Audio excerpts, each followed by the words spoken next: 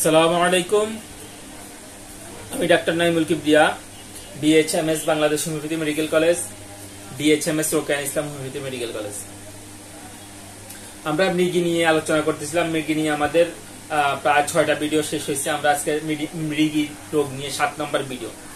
7 নম্বর ভিডিওতে আমরা প্রথম যে কথাটা বলবো সেটা হচ্ছে কেউ নিজে নিজে ওষুধ প্রয়োগ করবেন না, অবশ্যই একজন ভালো ডাক্তারের পরামর্শ নেবেন। এবং কেউ যদি চায় আমাদের থেকে ওষুধ নিতে পারে। আমাদের অনলাইন অফলাইনে চিকিৎসার ব্যবস্থা আছে। আমাদের নির্দিষ্ট ভিজিট এবং নির্দিষ্ট প্রসিডিউর মেনটেন করে যে কেউ আমাদের থেকে ওষুধ নিতে পারে। এরপর যে আমরা মৃগীর কথা যেই ব্যাপারটা বলবো সেটা হচ্ছে, যদি মৃগীর রোগীর দেখা যায় যে এরা মৃগী আক্রমণের সাথে সাথে এদের মধ্যে একটা পাগলামি ভাব দেখা যায়। পাগলামি ভাবের মধ্যে এদের মধ্যে দেখা যায় যে এরা খুব লাফালাফি করে, দৌড়ঝাঁপ করে এবং আশেপাশে কোনো লোক থাকলে এদেরকে মারার চেষ্টাও করে। এবং এদের মধ্যে একরকম রোষ মানে হিংসাত্মক বাচালতাও দেখা যায়। অর্থাৎ এরা মানে মারবে ধরবে এরকম একটা ভাব দেখা যায়। যদি এরকম ভাব দেখা যায় মৃগী রোগীর মধ্যে, তখন আমরা এদের জন্য আর্জেন্ট মেডিসিনটার কথা চিন্তা করবো, আর্জেন্ট মেড। এরপরে আমরা বলবো, যদি রমণীদের অর্থাৎ মেয়েদের প্রথম যৌবন আসার সাথে সাথে বা যৌবন আসার পরে, অর্থাৎ প্রথম ঋতুবতী হওয়ার পরে যাদের এই খিঁচুনির ব্যাপারটা আসে, এদের জন্য আমরা কলোপাইলাম মেডিসিনটার কথা চিন্তা করব। কলোপাইলাম প্রথম ঋতুবতী বা প্রথম যৌবন প্রাপ্ত মেয়েদের জন্য কলোপাইলাম। এরপর আমরা বলবো, যদি এমন হয় মৃগী আক্রমণ হওয়ার পথ আগে দিয়ে আখ্যান দিয়ে মাথা ঘুরে এবং দেহ কাঁপতে থাকে, একটু অসাড় বোধ হয়, কানে কম শুনে বা একদম শুনে না, এবং দাঁত কড়মড় করে, জিহ্বা কামড়াই ফেলে এবং রক্ত মিশ্রিত ফেনা বাইর হয়, যদি এই লক্ষণগুলা দেখা যায়, অর্থাৎ তার মৃগী এখনো আসে নাই, মৃগী আসার আগে তার মাথা ঘোরে, তারপর চোখ ঝিমঝিম করে, শরীর কাঁপে, কানে কম শুনে বা একদম শুনে না, এবং দাঁতে দাঁত চেপে ধরে, দাঁত দিয়ে জিহ্বা কামড়াই ফেলে এবং এদের মুখ দিয়ে ফেনা বাইর হয়, এরকম ব্যাপার হইলে আমরা এদের জন্য কেলিব্রোমের কথা চিন্তা করব, কেলিব্রোম। আর যদি এমন হয় যে ঘুম থেকে উঠার পরে মৃগী আক্রমণ করছে, ঘুম থেকে উঠার পরে এই যে খিঁচুনি শুরু হয়েছে, তাহলে আমরা এরকম রোগীর জন্য বোরাক্সের কথা চিন্তা করব, ঘুমের পরে বোরাক্স চিন্তা করব।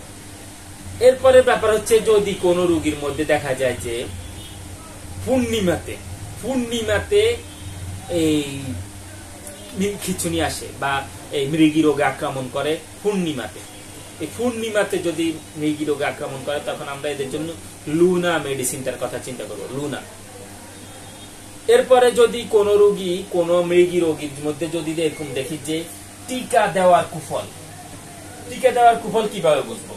অন্যান্য টিকা দেওয়ার কুফল, আমরা টিকার অন্যান্য যে কুফলগুলা থাকে এগুলা দেখে, বা আমরা টিকা দেওয়ার জন্য যে মেডিসিনটা, যেমন থুজা অক্সিডেন্টালিস অন্যান্য লক্ষণ থাকলে আমরা বুঝবো।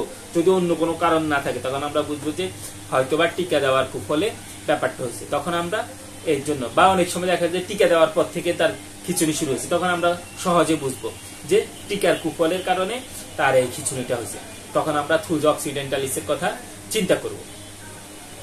এরপরে আমরা বলবো, যদি শিশুদের এই খিঁচুনিটা এই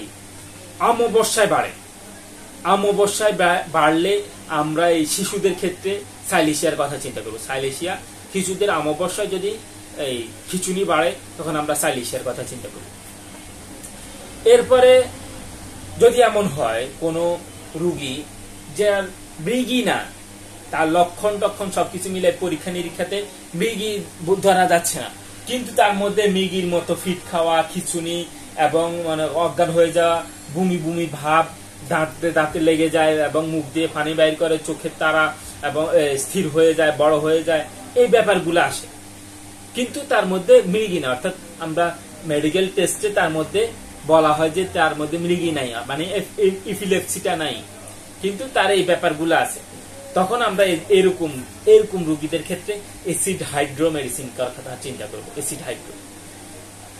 এরপরে আমরা যে বিষয়টা বলবো সেটা হচ্ছে, যদি মৃগীর মধ্যে কোনো লক্ষণ ধরা না পড়ে, কোনো কিছু না পাওয়া যায়, তখন আমরা চিন্তা করব যে সিনা এবং কোস্টিকামের কথা। অর্থাৎ একটা টিউবারকুলার সিস্টেম চিন্তা করে সিনা এবং কোস্টিকাম এটা অ্যান্টিসোরিক মেডিসিন হিসাব করে চিন্তা করবে। কোস্টিকাম সাধারণত বিকলঙ্গের ব্যাপারটা থাকে, সিনার মধ্যে কৃমির ব্যাপারটা থাকে, সবকিছু মিলাই সিনা এবং কোস্টিকামের কথা চিন্তা করব যদি আমরা কোনো বিশেষ লক্ষণ না পাই। এবং মৃগীর জ্ঞান ফিরলে কি হয়েছে এরা সাধারণত বলতে পারে, কিন্তু মূর্ছা গেলে এরা বলতে পারে, কিন্তু মৃগী হইলে এরা বলতে পারে না কি হয়েছিল কি হয়েছে, এটা তারা বলতে পারে না। এটা আমরা মনে রাখবো। এরপরে আমরা বলবো, আমরা বায়োকেমিক হিসাবে ম্যাকফস পর্যায়ক্রমে, হোমিও ওষুধের পর্যায়ক্রমে ব্যবহার করতে পারি। এটাকে অনেক ডাক্তাররা বলে, আমি ব্যবহার করি না, এটা ভিন্ন বিষয়, অনেকে এটা ব্যবহার করেন। এই বলে আমরা আজকের মতো মৃগীর সমস্যা নিয়ে আজকের মতো আমাদের ভিডিও শেষ করলাম। পরবর্তী ভিডিও আমরা হিস্টেরিয়া বা মূর্ছা নিয়ে আলোচনা করব, কারণ আমরা বলছিলাম মূর্ছাতে জ্ঞান ফিরলে কি হয়েছে সেটা বলতে পারে, কিন্তু মৃগীতে এরা বলতে পারে না। এই জন্য আমরা পরবর্তী ভিডিও মূর্ছা নিয়ে আলোচনা করব। আজকের মতো আমরা এখানেই বিদায় নিচ্ছি। আসসালামু আলাইকুম ওয়া রাহমাতুল্লাহি ওয়া বারাকাতুহু।